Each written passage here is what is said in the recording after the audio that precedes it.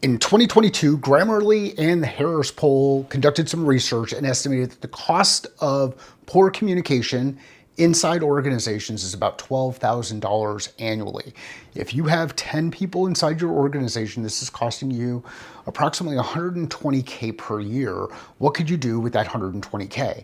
Multiply that by another 10, have 100 employees, we're talking 1.2 million. 1,000 employees, we're talking 12 million. This stuff compounds.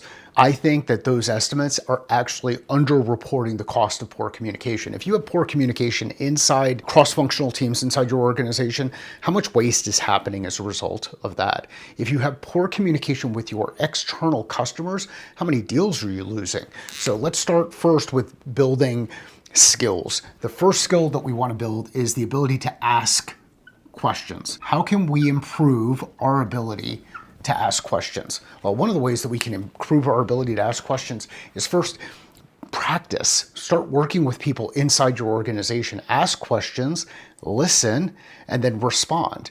A really cool exercise that we did at Totality, and this was led by Christina Brady, was around using improv, leveraging improv skills to help become a better listener. So let's ask questions and listen. Ask questions and listen. And when you go into a role play situation, you ask a question, something as simple as, what did you do this weekend? Then you hear the response, listen for the response. And I want you to do a couple of different things. Both listen with your ears and listen with your eyes. And what do I mean by listening with our eyes?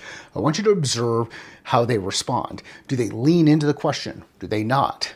Do they just give a one-word answer and kind of dismiss? Do they take a look at their phone? Like, what are the things that you're seeing in there? Ask questions and listen. Skill number 1 is ask questions. Skill number 2 is listen. We're going to put observe next to that listen.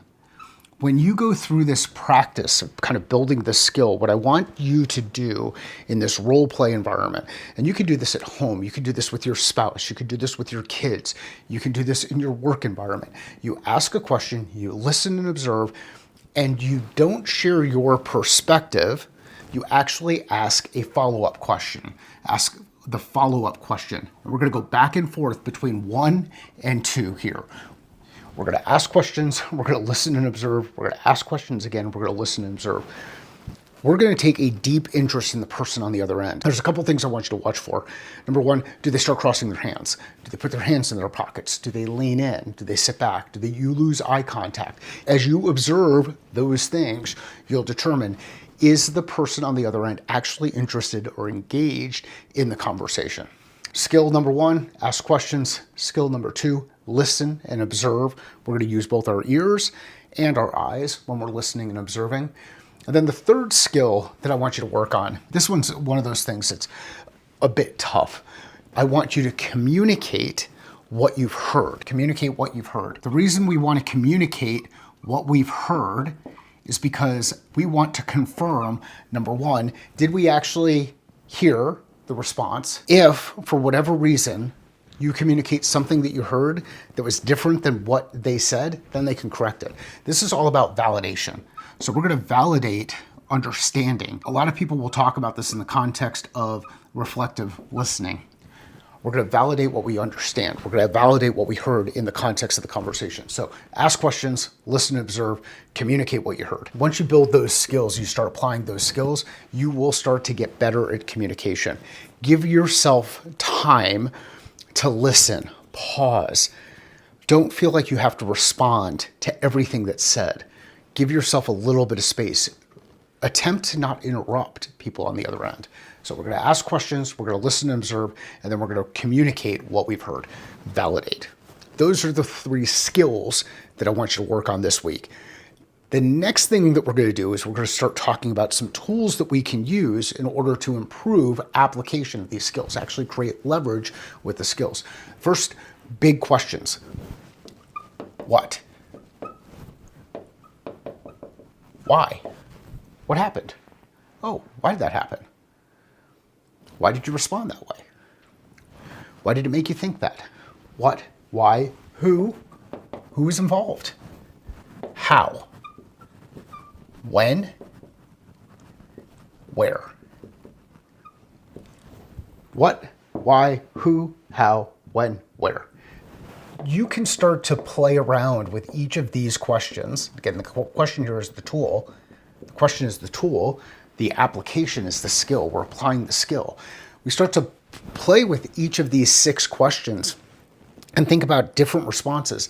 How deep does someone go in depending on what the specific question is, or how you actually ask the question, or when you time your question with those pauses, where you're actually operating. There's so many different things that you can do to help improve communication, specifically around asking questions, if you keep your questions simple and to the point. How did that make you feel? Why did you respond that way? What would you have done differently? What would you like to do next? How would you have liked somebody else to respond? Simple questions. This is one set of tools. The next set of tools, which I know we've seen so many different times, I'm going to get into our call plan.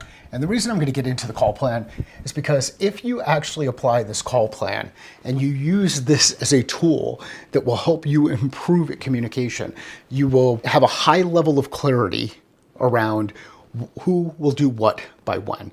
Who will do what by when, which is going to ultimately help you with execution. So the first thing we want to know is who. Who is it that we're communicating with? Who's the person on the other end? Am I testing this with my spouse? Am I testing this with one of the kids? Am I testing this with my neighbor? Am I testing this in my business operating environment? Who? What are their objectives of the conversation? What do we anticipate are their objectives? What are they trying to accomplish? If you want to see this tool, just send a direct message to me and I'll share a version of it that I've been handing out at some of the conferences that I've been attending and participating in. So who, what are their objectives? What are our objectives? What do we want to accomplish? So we anticipate the objectives of others. We know what our specific objectives are. And then what are our desired next steps? And if you've seen me do this before, you know that I prefer to have 3 next steps. And the reason why I want to have 3 next steps, again, who will do what by when, timing, then I know that we're going to be able to make progress on whatever it is that we establish relative to their objectives or our objectives. The reason we anticipate the objectives of others is if we anticipate the objective of somebody else and then we find out in the conversation that that's not the actual thing that they want to accomplish, then maybe something's gone wrong. Maybe something's changed inside their operating environment. Tool number 1, questions. Tool number 2, call plan. And then tool number 3, the 4 ways of seeing it. It comes from a red teaming activity, 4 ways of seeing. And I'm going to use this as from a role perspective.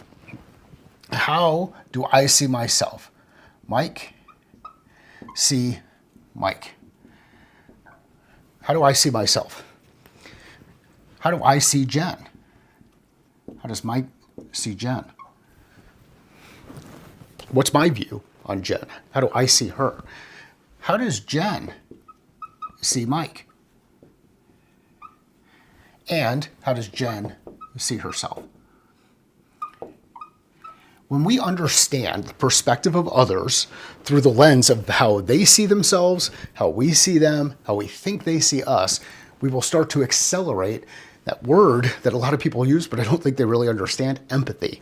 So this is a tool to help increase or accelerate empathy, 4 ways of seeing. This is a tool, this is a catalyst tool relative to improving outcomes of communication, call planning. And these are tools which, if you've ever paid attention to Lois Lane, this is the journalist approach to asking questions. You can go through and you can kind of build out the story, be the reporter there. Don't just take the foundational levels of stuff, go deep into it, understand the story from their perspective. And we'll use this for qualification work when it comes to sales too. So we've got tool number 1, the questions, tool number 2, the call plan, and tool number 3, the 4 ways of seeing. If you know somebody who would find this valuable, please share it with them. If you'd like someone to join you and your team and do some work at your next sales meeting, sales kickoff, global kickoff, revenue kickoff, any of those kickoffs that are going to be coming up in the next couple of months, you know a guy. I am happy to come out on location or do something like this virtually for your team meetings.